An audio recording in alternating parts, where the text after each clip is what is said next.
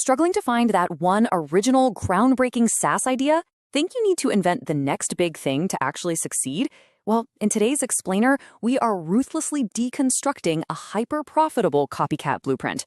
We're going to unpack exactly how two brothers bootstrapped their way to $50,000 a month in a space that is literally dominated by tech giants.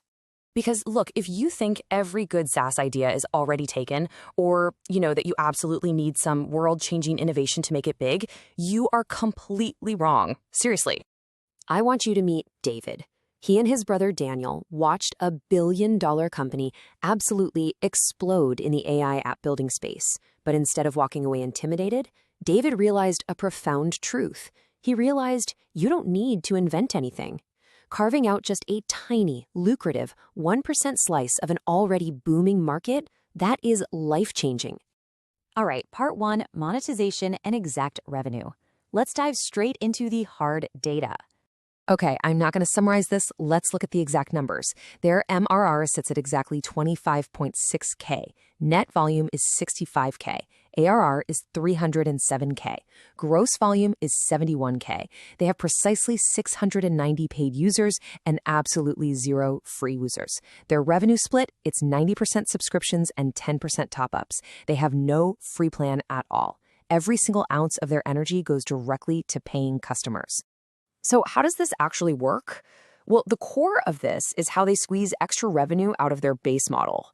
The base plan is $25 a month. But notice the split here. Cloud credits are strictly for back-end operations, while builder credits are for everything else. This dual credit mechanism naturally forces heavy users to purchase extra top-up credits, which perfectly pushes their gross volume right past their baseline MRR. Moving on to part 2, 0 to 50K growth through non-paid channels. Let's take a look at the timeline. Let's walk through this chronologically. Week 1, they launch a rough MVP on Product Hunt and hit a humble $50 in MRR. Then, weeks 2 through 6, they hit Reddit hard, pulling 400 upvotes alongside high-intent SEO, which pushes them to 1K MRR. And then, the parabolic spike. On day 50, building in public on X caught fire. By simply dogfooding their own product, they generated roughly 20K MRR in just 2 weeks. Crazy, right? And actually, during that massive X growth phase, David utilized a brilliant, simple strategy hack. Always put your product link in the second tweet of your thread. It bypasses algorithmic penalties, squeezes out maximum attention, and drives a massive wave of high-intent traffic directly to your landing page. Okay, part 3, the unfiltered tech stack using off-the-shelf tools. Now, you might think you need to be a legendary engineer for this, but these are completely non-technical founders. Just look at the sheer volume of off-the-shelf tools required here. For ops and marketing, they're using Crisp, Notion, Frill, Charge, Webflow, WordPress, Subso Pages, DataFast, X Premium, Typely, and various affiliate tools. And for technical operations, Entropics, GitHub, Vercel, Railway, and Neon. The takeaway here? You don't build from scratch, you stack what already exists. And they built this incredibly fast with literally just one developer. Months 1 and 2, they shipped a rough MVP that honestly broke constantly. Month 3, the product stabilized. By month 4, they completely stopped catching up to competitors. And in months 5 and 6, they actually began shipping exclusive features the giant competitors didn't even have yet. Shipping a broken product fast matters exponentially more than waiting for perfection. Which brings us to part 4, niching down to find the 1% edge. So how do you actually outmaneuver a $6 billion giant? You niche down into the gaps. While massive competitors only allow you to build websites or web apps, Shipper expanded the output entirely.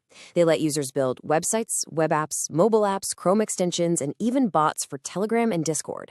And they did it all by completely eliminating technical terminology from the user interface. But how did they know to build that? Well, they figured this out through gritty manual research. They scanned competitor Trustpilot pages for negative reviews. They analyzed public roadmaps. They actually infiltrated competitor Discord servers to read complaints. And they mined their own support shots, catching users literally asking, how do I turn this into a mobile app? They found the exact complaints and built their 1% edge right there. All right, let's wrap this up. Part 5, core review and the ultimate takeaway. Here is the raw data core review. Let's lock this in. Annual recurring revenue sits at $307K. Total paid users, precisely 690. The top acquisition channel driving that massive spike, X, formerly Twitter. And their core output edge, giving users the ability to build mobile apps and bots, completely outscoping the competitors. So today's takeaway. If you take absolutely nothing else away from this explainer, remember this one fundamental truth. Don't invent. Find an already booming market, copy the proven concept, and obsessively niche down on user complaints to capture your 1%.